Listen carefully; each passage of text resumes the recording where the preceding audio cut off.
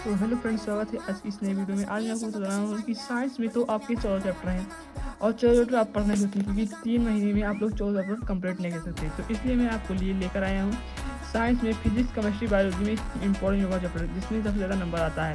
तो पहले चैप्टर क्या है, प्रकाश का प्रवर्तन, जिससे हमारा क्या आता है 10 से 12 नंबर का आता है इसमें। और उसके बाद क्या रहा है, विद्युत धारा, इसमें क्या आता है 12 से 14 नंबर आता है इसमें। और उसके बाद हमारा फिजिक्स का कंप्लीट हो गया। और केमिस्ट्री में क्या है, अम्ल और भस्म और लवण, तो इसमें 14 से 15 नंबर का आता है। और उसके बाद धातु क्या है, इसमें भी 12 से 14 नंबर का आता है। तो ये सभी इंपॉर्टेंट नंबर चैप्टर हैं। उसके बाद बायोलॉजी हमारा क्या है, तो इसमें सबसे पहले क्या है जैव प्रक्रम, इसमें भी 10 से 12 नंबर आता है। और उसके बाद हमारा क्या है, जीव जनन कैसे करते हैं, इसमें भी 12 से 14 नंबर का आता है। तो फ्रेंड्स, यह वीडियो बहुत ही इंपॉर्टेंट है आपके लिए, तो इसको आप लोग जरूर देखिएगा।